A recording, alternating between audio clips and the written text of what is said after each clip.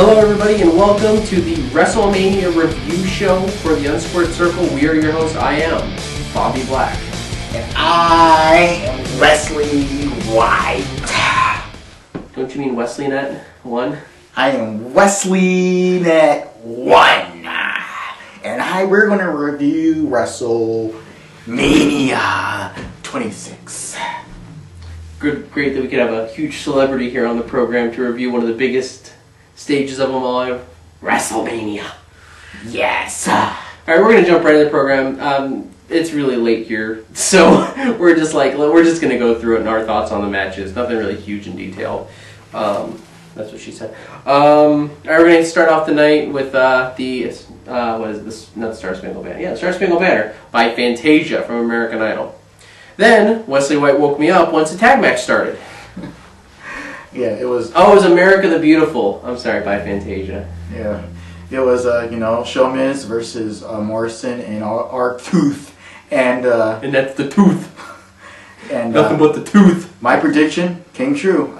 It was probably, I think, the shortest match of the night overall. But it wasn't a bad match, K-Quick went to go for a dive outside. Got caught by Big Show. What the heck was he thinking? Ran into the steel post. And then John Morrison ran right into Big Show's fist. He got the 1, 2, 3 clean sweep. Yep. Exactly. It was the shortest match of the night pretty much, except for the Diva. I don't know, what's the Diva match? I don't think they did. Either way, this is the only match that was important. This was the shortest important match, let's put it that way. I think tonight's card was actually stacked really well. There were 9-10 matches on this, and they actually gave decent time to each match. And most of the matches were good for the most part. Let's go into our next match. Alright, the next match is Orton, DiBiase, and Rhodes. The Leprosy Domination match. Yep, and it was a pretty...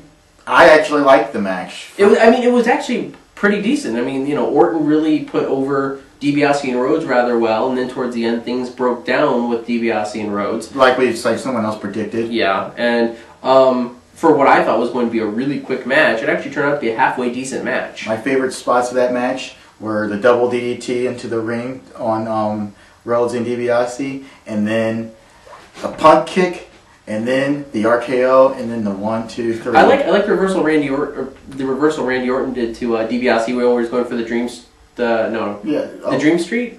Yeah, who was doing? DiBiase on Rhodes. It was DiBiase on Orton.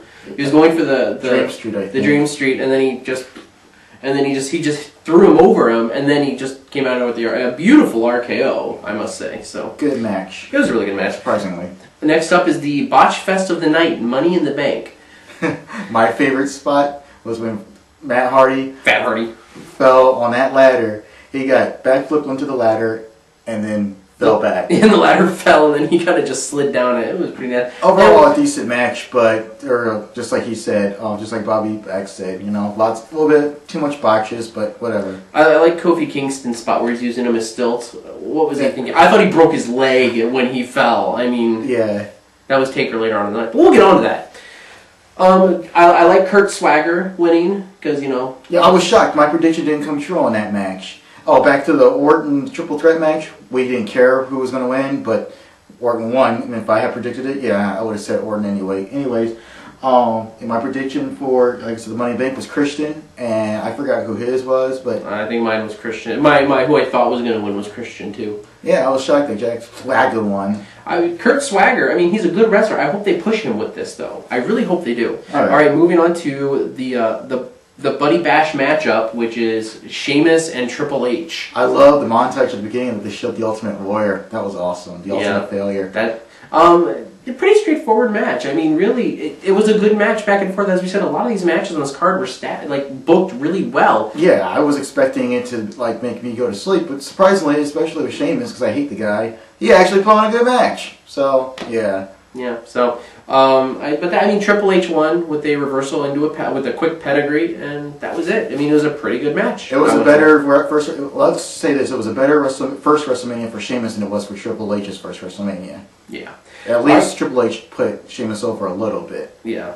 I was hoping Sheamus would win, but that's what we predicted. Yeah. But okay. Next is the Homeless Society CM Punk versus Rey Mysterio. And it looks like out of all the Revolution members who predicted CM Punk was going to win, every single Revolution member predicted that CM Punk was going to win, except for Anonymous Angel. Anonymous Angel said that Ray was going to win. And she was right. She was right. She did us all. I predicted he would either come out. My first guess was Iron Man. My second guess was an Avatar guy. And I was right about the Avatar guy. Woohoo! Yeah, overall, that was a really good match. I actually liked it. I liked the part where Rey Mysterio reversed it and he got Luke Gallows and he had CM Punk like crotch shot Luke Gallows, and then Ray hit the 619 and 1, 2, 3. It was as I said, another well booked match that wasn't too long, wasn't too short, and it just worked. Ray's second WrestleMania that he won in a row. Good job, Ray. All right, next we go to, I don't want to say the embarrassment of the night. I mean, it wasn't terrible, but at the same time, it was nothing that I wanted to see. Bret Hart versus Vince McMahon. Well, you go first. Well, I didn't expect the entire Hart family to come out. I was like, whoa, cool, I guess. But because they're going to turn into a lumberjack match, and then they're doing their little promo in the ring, and Bret's like, "What are you doing? What's my brother's name? Bruce? Yeah, I guess that's your name." And what are you doing? I don't believe it, but Vince, there's one thing I learned from the Montreal is double crosses. They're actually with me. And then basically it was it was poorly. I think that was probably the most poorly booked part of the night, just because it's like, why wouldn't you wait till Vince had the pin and then have Bruce go 1, 2, oh, there's something in my eye, and then do the thing? That would have been awesome. Yeah, but they did it at the beginning of the match, and which kind of spoiled the surprise and all that. And then Bret pulled what was it, WrestleMania 17 with Austin and Rock, or was that 18? I can't remember. All I know is that Bret just beat the mess out of Vince with a steel chair, and it just. And then the crowbar. And then the crowbar. It was just like gratuitous violence on PG television. Oh, my favorite part of the night of that match was when they did the clothesline off the top rope. Yeah, onto the floor. Hart Dynasty on the outside. They did a heart attack. Tyson Kidd went off the top turnbuckle to the outside, and D.H. Smith, slammed Vince down with the heart attack, and just Vince's head just right in the back of the head. It was. I thought he probably has a concussion. So yeah, overall, and Bret, of course, playing the sharpshooter, storybook ending, just like everyone in Wrestling Revolution predicted, and got the win. So. Yeah. So I mean, it was okay, but it wasn't really anything I really wanted to see. All right. The match that I thought would be last in the night, but actually wound up being towards the middle, is Jericho and Edge for the World Heavyweight Championship. One of the best matches on the show, I actually think. A really great worked match. I mean, Edge and Jericho, they made you believe that the title was important to this whole thing, and that they were really striving for perfection in this match. I forgot who I predicted was going to win, but I think you said Edge. I think. Oh yeah, I thought Edge because I thought if Edge won, Christian would come in with the Money in the Bank. I was wrong because Christian didn't win that one either. So yeah, overall it was a good. Like I said, yeah, a really well booked, really well put together match. I mean, the feud was okay. I can't say the build up was phenomenal, but of course, Chris Jericho retaining the title in the end. And then I think I walked out to take a leak or something after the match was over. I think Edge speared Jericho through off the Spanish announce table onto the barricade. Yeah, because Edge is a sore loser. You can't just let Jericho win. I think Edge is trying to be heel again. Yeah, that would be nice. All right, the 10 Diva Tag Team match. Now, our words. Let's put a smile on those butt cheeks of yours. By the way, that credit goes to K-Ross for the smile reference. Wasn't horrendous bull. What is it? They call it a bullfrog in the land. That's all I'm going to say. Bullfrog in the splash. It was just terrible. Okay, no more time wasted on that. Oh, and here's another stupid match.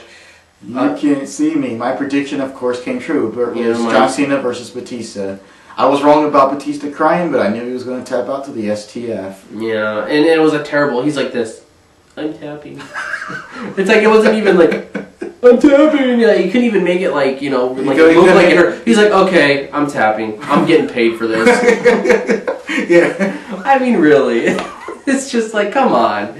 So I mean, it was an okay match for two roided up freaks who just all they have are power moves. I mean, really, I don't think there was anything special about this match between these two. The supposed Batista bomb, aka spine buster, off the top rope. They were trying to relive SummerSlam where John Cena went off for the Famouser, and then Batista catches him and power bombs him, but Cena landed too low, and it just looked like he spine busted him off the top rope. But however, they may have wanted to make the Taker-Shawn match look a lot better, so they put a crappy match right before Taker-Shawn, so everybody would be begging for a good match next. All right. Well, what we're gonna do is we have. We're going to take a quick break, and we are going to have, for the final match of the night, Career versus Streak, HBK versus Taker. We're going to have CJ Styles come onto the program, so we'll be right back after this quick break.